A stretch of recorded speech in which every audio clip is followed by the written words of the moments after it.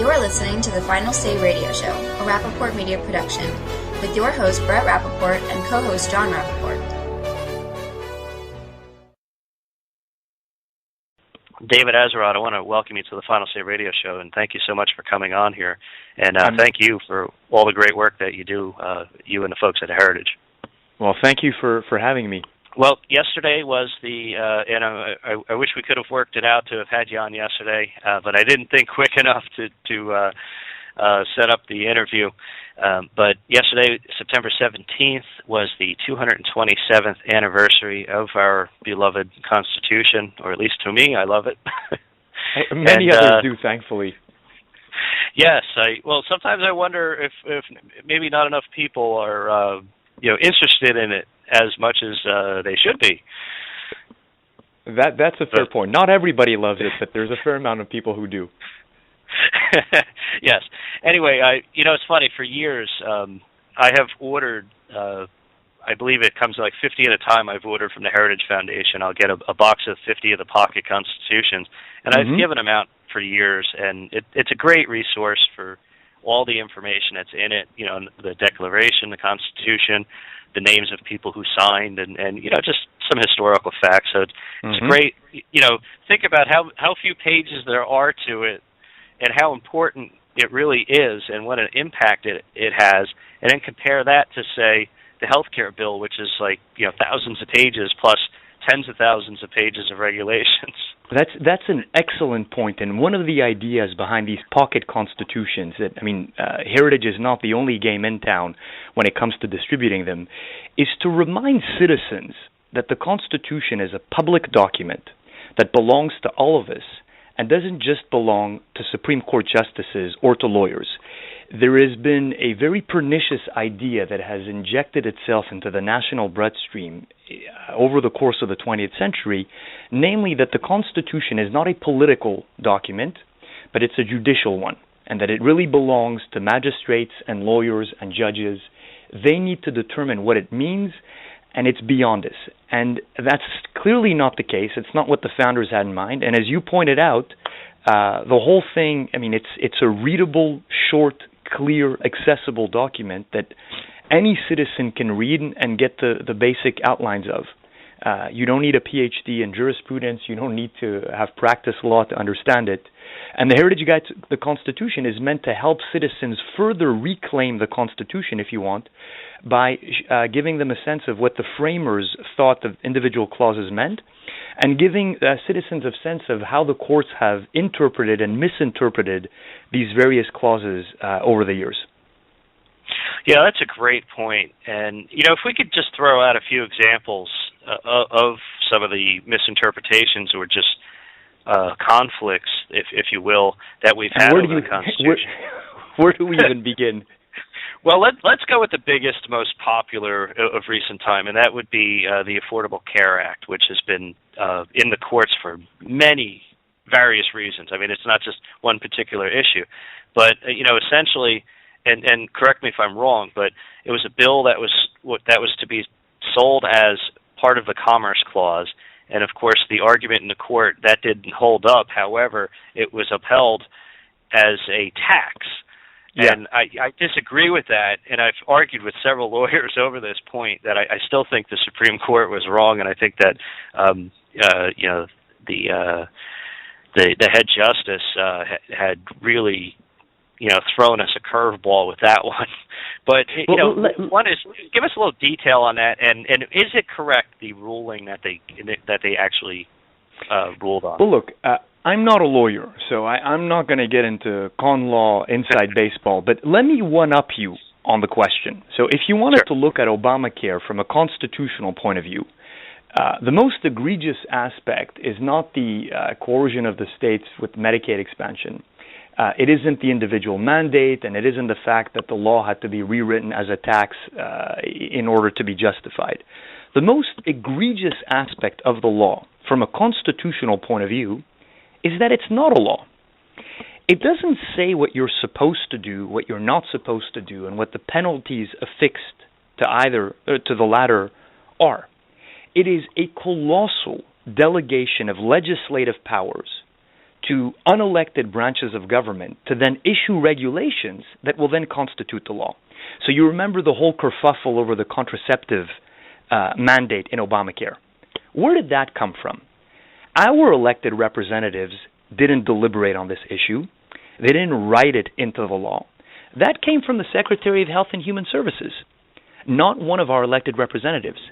So the real issue, and it's not just Obamacare, it's the same thing with TARP. It happens under Republican Congresses, Democratic Congresses. They're signed by presidents of both parties, is Congress has essentially abdicated its duty to legislate. And they pass these bills that are hundreds of pages in length, but that don't actually contain laws. They have the bureaucrats in the EPA, in the FEC, you name the agency or the commission, then issue the regulations that constitute the law. That is a fundamental affront to the Republican small r principles of government undergirding the Constitution. All legislative powers herein granted shall be vested in a Congress. That's where the legislative powers are supposed to be. But that's not what Congress does. And this is, if any of your listeners are concerned about bickering and Washington, D.C. being too partisan of a place, this is an area with broad bipartisan agreement, as members of Congress from both parties are equally guilty of this. Yeah, that's an excellent point, by the way. And I just want to come back and say that once again. Congress constantly gives up their duty to legislate, and they pass the buck, if you will, to agencies which fall under a complete different branch of government. And I think that this continued conflict between the legislative and the executive branch is why we find ourselves in such a pickle. And let me just throw this out. I just read today that, the House yesterday voted on and passed, legislation to deal with ISIS or the cooperation of training the necessary rebels or whatnot in various countries to deal with the threat of ISIS, whether it be in Syria or Iraq or elsewhere. I haven't read the full bill yet, but that's essentially what they did.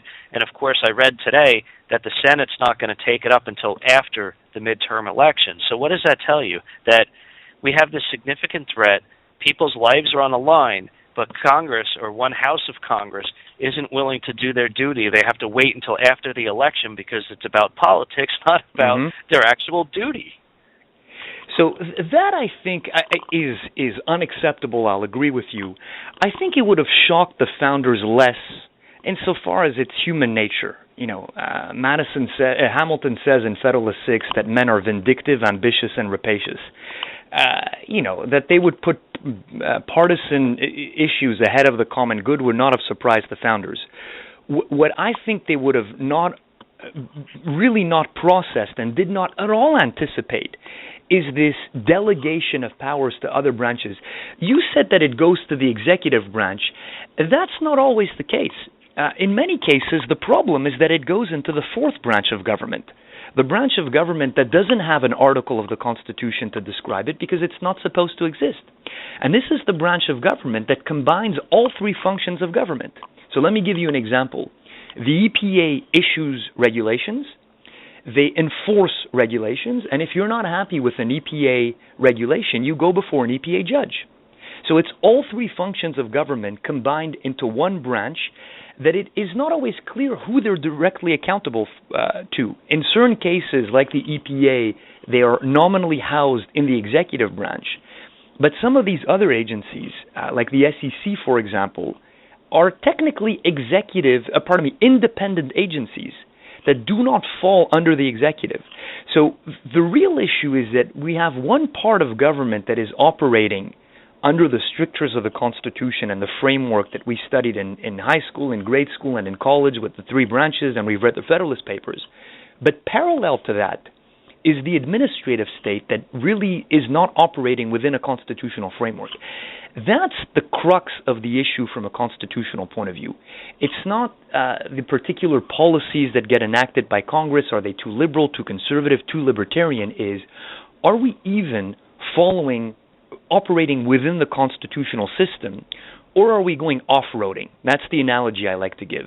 Imagine America is one big forest, And the Constitution is the network of roads that allow you to drive on them. You can go right, left, up, down. You can drive around in circles. What you can't do is go off-roading. And what the administrative state does, and all three branches of government regularly do, is they go off-roading. Well, that's a great point. Well, here's a couple examples in my mind. We have immigration laws in this country, and they're not being followed. In fact, they're being willfully ignored. And in fact, in doing so, I feel like the executive branch, at least, is almost rewriting their own laws while we're waiting for the process to even go forward. Another example. Absolutely. I'm sorry. I just want to throw out one more example, and I'll let you respond. The other example would be the IRS, which is almost contrary to our Constitution, because with the IRS, you're guilty until you prove yourself innocent. Go ahead. And you find that with many of these agencies. On the immigration point, you're absolutely right. So one of the difficulties is these questions get politicized. And people think that this is an issue about, are you for or against immigration? Do you want to deport illegal immigrants? What do you want to do? This is not the question. Regardless of where you stand on immigration, the Constitution makes very clear that it is Congress, Article 1, Section 8, that has the power to make uniform rules for naturalization. That is the body. It's not the governors. It's not the president. It's not the Department of Homeland Security. It's not the Supreme Court.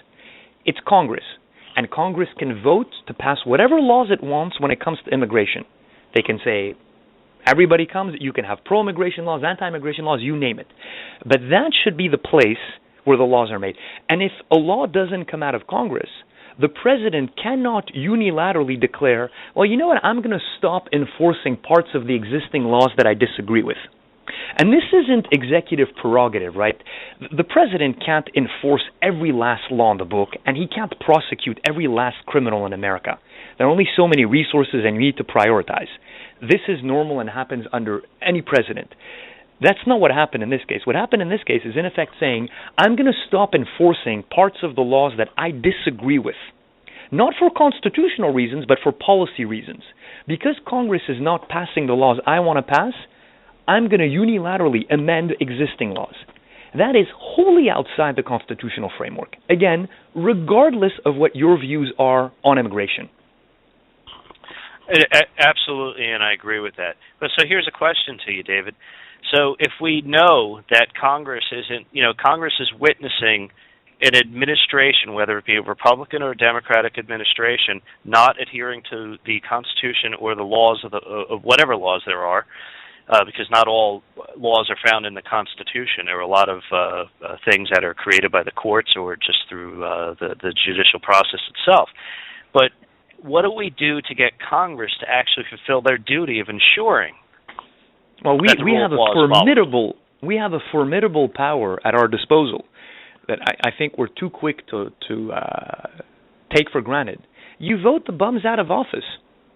The Madison said that this is the primary control on the government is a dependence on the people.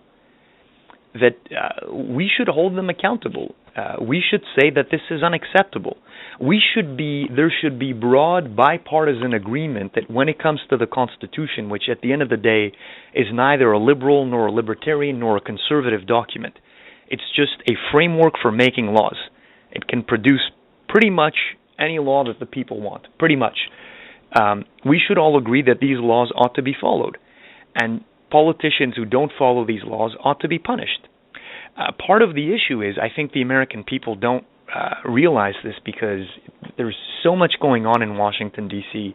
It's just a cesspool of corruption at times with the government that you become blasé and you lose interest. But I think the strongest tool at our disposal, the American people, is to elect into office members of Congress of both parties who take the Constitution seriously. That I think it's not a silver bullet solution. I think conservatives have a tendency to look for the. You remember how Star Wars ends? They blow up the Death Star, that enormous Death Star with one rocket that goes right to the heart of it and blows it up. I think conservatives often think that, well, that's what we need. One election, one amendment, one Supreme Court decision, one law, and that'll be it. We've had a century of progressive liberalism at the national level, of a series of waves undermining and eroding the Constitution that is not going to be undone overnight. It has to be a 100 years project to rebuild constitutional government in America. So you need to be in this for the long haul, and you need to elect the right legislatures and put pressure on them for some of these issues. That may not be the most satisfying solution, but I think at the end of the day, it's really the only way to rebuild constitutional government.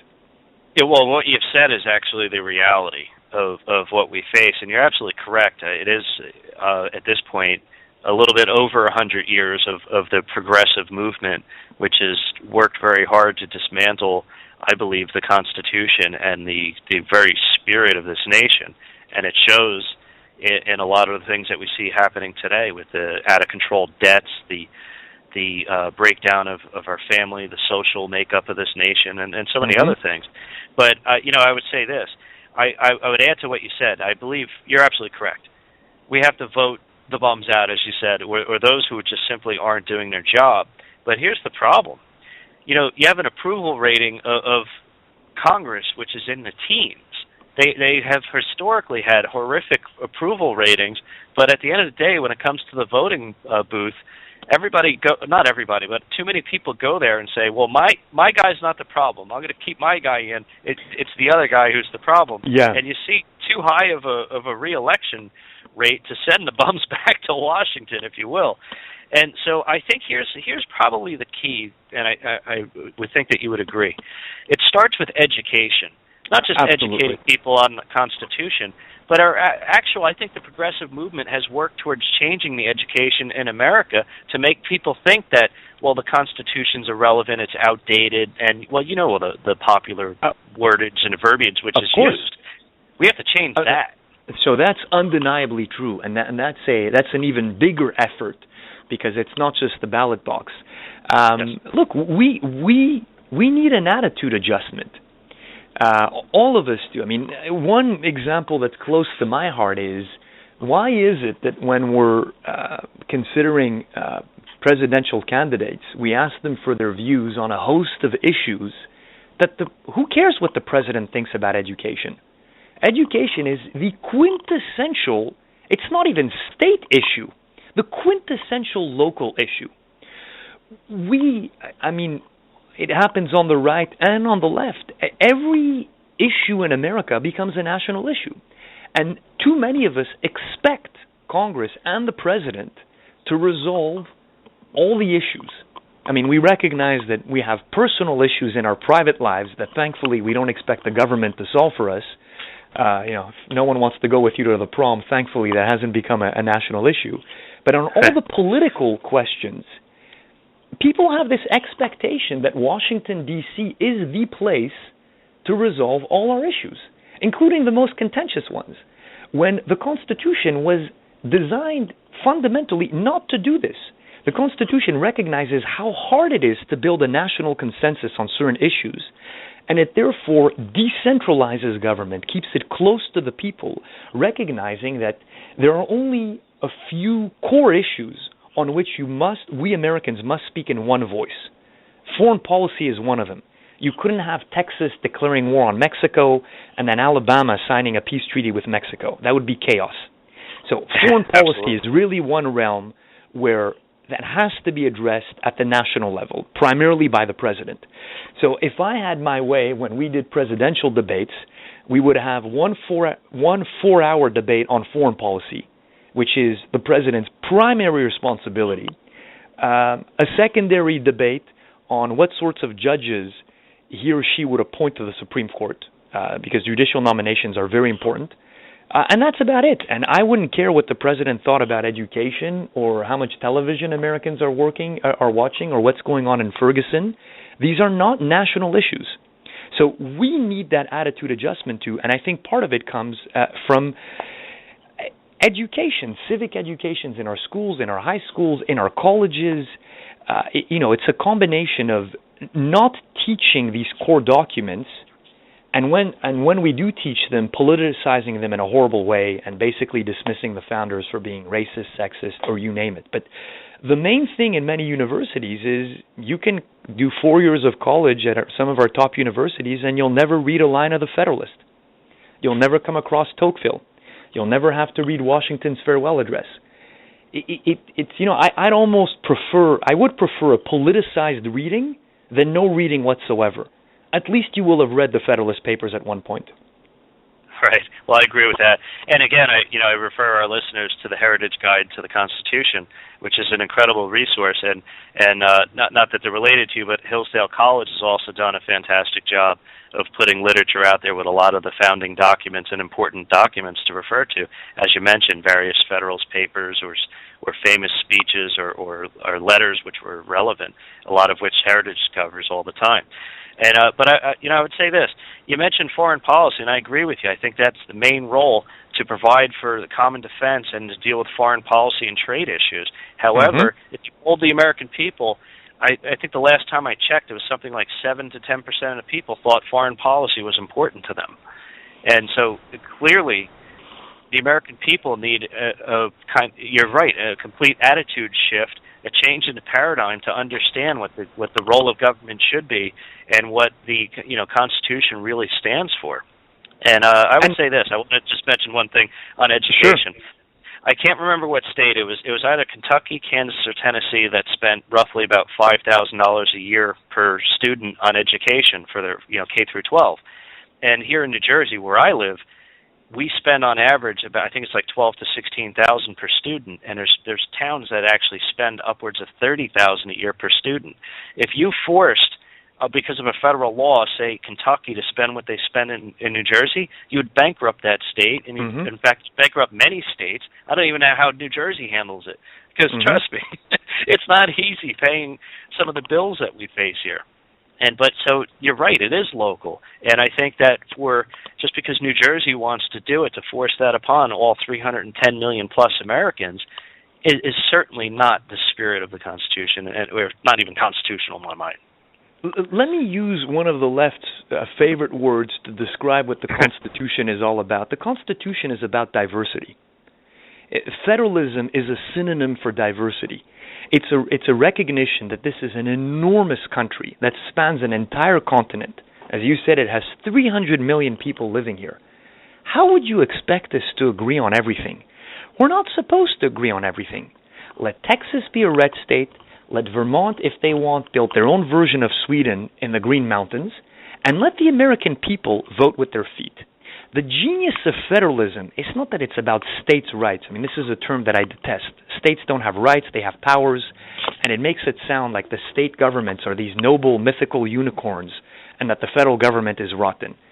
I don't care about the government. The American system is designed for the American people. And the genius of federalism is that it forces the states to compete for your residency.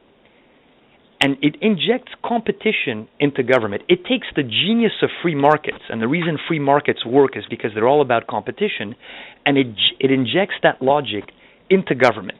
And you get 50 different models of governance, and you can pick the one you want. And you see Americans doing that all the time. The blue states keep on losing residents, and the red states keep on gaining residents, because people are fed up with the high taxes, and they want more liberty.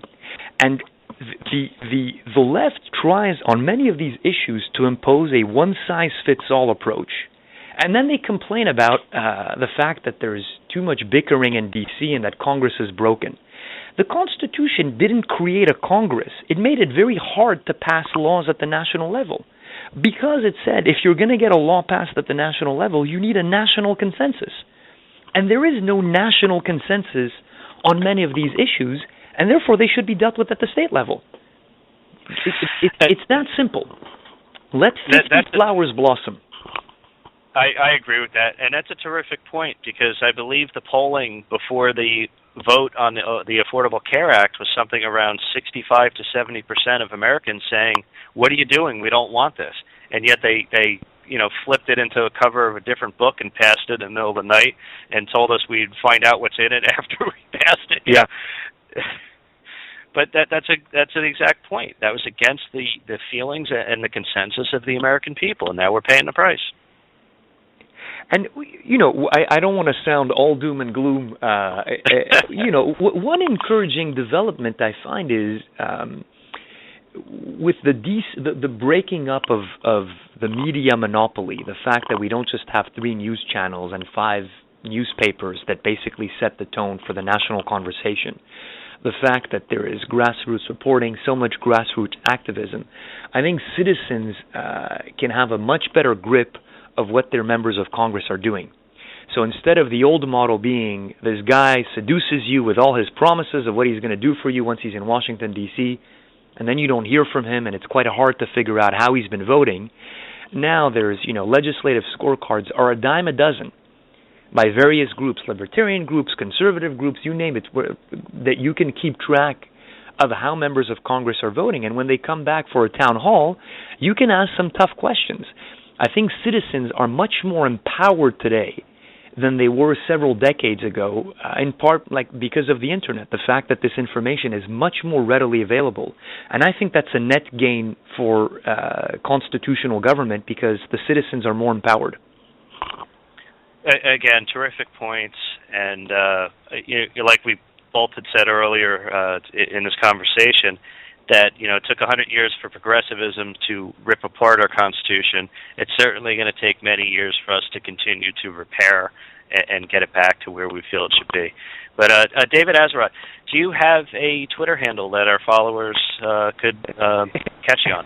So even though I praise the virtues of the Internet, I'm I'm kind of old school on this one. Even though I'm 36 years old, no, I don't have a Twitter account, but I would encourage your listeners to look up heritage.org/Constitution, or just to Google the Heritage Guide to the Constitution, and there you can find, it's basically every clause, every article, every amendment. You get to see what the people who passed it thought it meant, including any disagreements. As you know, Hamilton and Madison didn't see eye to eye on everything, and then see how the courts have ruled over the years. So you can draw a contrast in your mind between what the clause means, including any disagreements as to its original meaning, and what the courts have said it means. And absolutely, and I'll tell you, there were educational guides that are attached to the digital form, and I've printed them off, and I've sent them in with my kids to their history classes, because last year my one son, they covered the Constitution for about a month, believe it or not. And so I don't know if the teacher used it, but I certainly gave them all the tools that they needed. Wonderful. And courtesy of the Heritage Foundation, of course. But so David, I'm sorry. I was just going to say that we've just revised it. So the original one came out about 9 years ago. So we just put out a second edition that is available as a book. The online version is the first edition. Eventually we'll put it up online. I don't exactly know when. It depends on the publisher. So the first edition is available online for free in its entirety. And if you want the most up-to-date one, you can purchase it on Amazon or wherever. Yeah, well, I have it's a blue book, and it's, I don't know. I'm trying to see here real quick. It's 400 and something pages, so it's quite a bit of information, and it's a wonderful source of information that I keep on my desk. And anyway, again, I thank you guys so much. David Azerrad, it's been a pleasure speaking with you today. I really appreciate the discussion, and we'd welcome you back on the Final Say Radio Show. I'd love to come back anytime, and thank you very much. Okay, have a great afternoon. And happy birthday to our Constitution again. 227 wonderful years of the most amazing nation the Earth has ever seen. And have a great afternoon. 227 more. Absolutely. Good afternoon. Bye-bye.